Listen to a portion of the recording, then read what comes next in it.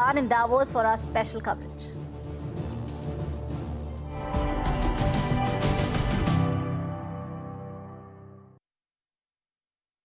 Hello and welcome to CNBC-TV18's Davos Diaries. It is now time for us to get a wrap-up note on what has transpired here in Davos, what the Indian government has been able to take back as far as feedback is concerned, and more importantly, what the road ahead looks like. Minister Vaishnaw joins us. Thank you very much, sir, for joining us here. That's what I want to start by asking you. At the end of these 4 days where you've been here talking to investors, talking to other leaders, what's the biggest takeaway that you go back with? I think the biggest takeaway is that people have understood Prime Minister Modi ji's economic decision, economic policy very well. There was a section within the investor community which thought that is it just a fluke, is it just one-off? But they have now understood that yes, this entire policy is a very consistent policy. It's going to give us a good 6 to 8% healthy, consistent growth over the entire decade. So that gives huge confidence to people who would like to invest in India. There are some very clear proposals which we have discussed with many people, which would amount to more than 5,000 crore investment in the country. Any specific sectors? Telecom, yes. Good investment is likely to come. Railway, very big investment is likely to come. So this is a very good time for international investors to look at India as a consistent growth story. That was one big takeaway. Second big takeaway was that India's stack is now very well understood. Prime Minister's Digital India vision, how it has transformed lives of people at low income levels, that is highly, highly appreciated. The third takeaway is that India's emphasis and Prime Minister's personal commitment towards climate goals, that is highly appreciated. People, when they came to know that among the large economies, we are probably the only one which is having 42% of its power generation capacity coming out of non-fossil fuels. So that is something which was revealing for the entire country. So people are looking at India as not just a supply chain destination, but a very important talent destination, very important design destination, very important innovation destination. From a supply chain point of view, because you did talk about the fact that this is where you hope to attract fresh investments as well as grow investments. What is the indication? What is the feedback? Is there something more that needs to be put on the table to ensure that we get a larger share of the supply chain diversification that is currently underway? So two things which have very clearly come out of discussions are, first, people really like that we are putting so much emphasis on talent. For example, in semiconductor, we as a country have committed 85,000 talent to be developed over the next 10 years. And our promise has been delivered because so far we have already tied up with 60 institutions. We have already created the BTech and MTech course curriculum.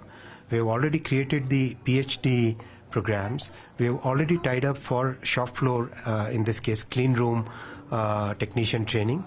So this is what the global community is saying, that India promised 1, 2, 3 on 1st of Jan 2022, and before just even, not even 13 months, and India has delivered on those promises. So that is giving lots and lots of confidence. What global community is telling us is that yes, we must, everybody should understand that these are long-haul decisions. These are not decisions which happen in quarters. These happen in years. And whatever happens once stays for multiple years. You're right that these are long gestation projects and require deliberation. But on the issue of semiconductors, since you spoke about that, the Vedanta Foxconn that is looking at getting into the semiconductor space, where are we in the approval stage at this point in time, and how soon can we expect that to take off realistically? So we very clearly promised you that it would be a 14 to 16 month time frame. We are well in position to take the first few calls. It wouldn't be appropriate for me to take any names or make any announcements here, but wait for the cabinet decisions as and when they come. Okay. Cabinet decisions specifically on what, sir? On the semiconductor, the final decisions, and there is a good response from multiple players, and people also, the pipeline has just started is what I would say. Okay. One of the constructive feedbacks that we've got from industry is that the railway modernization program has actually moved very, very swiftly, and they're actually hoping that that could be replicated on the defense side and other sectors. That would be great. What has made that move as swiftly as it has? Because that's the feedback that we're getting. What have you changed to ensure that there is speed as far as the process is concerned? If you look at it, Prime Minister's vision for railways is that if you can transform railways, then you can transform the entire economy. Railways is so important for the logistics cost, so important for moving 1 billion plus people. So he gave us a target that we have to create technology absorption constructs. How do we create those technology absorption constructs? One, yes, we create contractual structures, and we create a scenario in which the risk between the private sector developers, the technology partners, and the government is very balanced. It cannot be one-sided, it cannot be lopsided risk. It cannot be that the government would put the entire risk on the private sector. It has to be very carefully balanced, it has to be very carefully allocated. Risk allocation is very, very important in a contractual structure. So we have identified exactly what we want to do, and that identification is based on two factors. One, our domestic demand. Second, can this be a major export potential for the country? That is the first piece of it. Second, we have created such contractual structures and constructs where we take away the risk out of the equation, and very balanced risk allocation process we are following. So we feel confident that in 3 years from now, India will become a major railway export country and telecom export country. You talked about telecoms, and I want to understand from you, one of the vexed issues which continues to be on your table is the issue of Vodafone. And that has been on now after the government's approvals for the conversion of debt to equity. It's still waiting for a final decision on when that, if at all, and when it will go through. What's holding back that call at this point? See, Voda needs capital. For capital to come in, capital has to come in either in form of equity capital or debt capital. Conversion is a non-cash transaction. Non-cash transaction is not going to bring capital.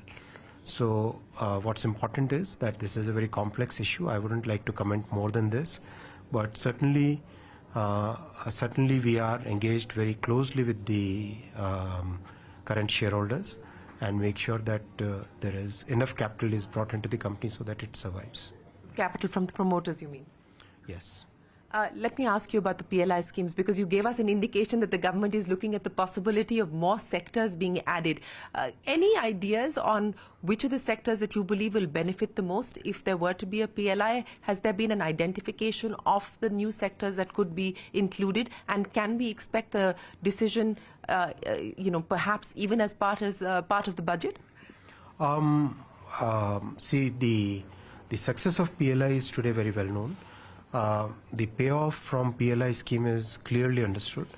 The entire PLI scheme is about 1,97,000 crore, and this much investment which the government is making is actually returned back just by one PLI of the mobile phones, in terms of additional GST that you get.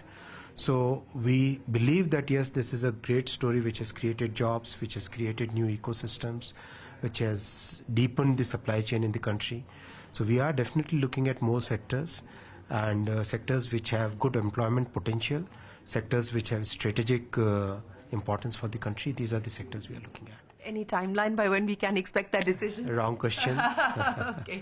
Mr. Vaishnaw, always a pleasure. Thank you very much for joining us here in Davos and taking us through what this is meant from a perspective of taking the India story global, and more importantly, what we can expect back home on the road to further reforms and more measures. Appreciate your time. Well, that is it then on this edition of the CNBC-TV18 Davos Diaries. We'll be back with more, but for now, goodbye and thanks for watching.